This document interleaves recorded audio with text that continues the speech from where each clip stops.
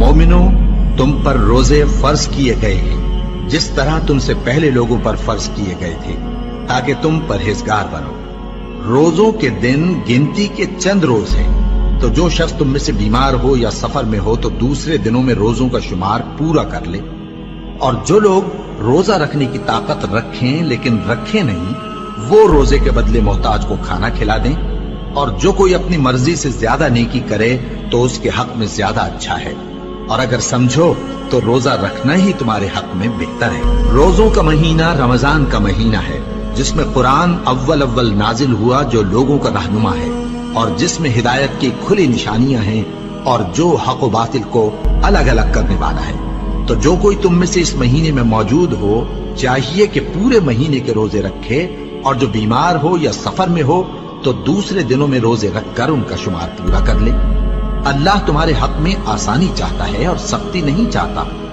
और ये आसानी का हुक्म इसलिए दिया गया है कि तुम रोजों का शुमार पूरा कर लो, और इस एहसान के बदले कि अल्लाह ने तुमको हिदायत बख्शी है, तुम उसको बुजुर्गी से याद करो और उसका शुक्र करो। और ऐ पैगंबर, जब तुमसे मेरे बंदे मेरे बारे में दरियाफ्त करें तो उन्हें मालूम हो कि मैं तो तुम्हारे पास ही हूं। जब कोई पुकारने वाला मुझे पुकारता है तो मैं उसकी दुआ कबूल करता हूं। तो उनको चाहिए कि मेरे हुक्मों को माने और मुझ पर ईमान रखें, ताकि नेक रास्ता पाएं। रोजों की रातों में तुम्हारे लिए अपनी औरतों के पास जाना जायज कर दिया गया है। वो तुम्हारी पोशाक हैं और तुम उनकी पोशाक हो। अल्लाह को मालूम है कि तुम उनके पास जाने से अपने हक में खयानत करते थे, सो उसने तुम पर मेहरबानी की और तुम्हारी हरकत से दरगुजर फरमाई। तो अब तुमको इख्तियार है कि उनसे मुबाशरत करो। और अल्लाह ने जो चीज तुम्हारे लिए लिख रखी है, यानी औलाद, उसको अल्लाह से तलब करो और खाओ और पियो, यहां तक कि सुबह की सफेद धारी रात की सियाह धारी से अलग नजर आने लगे।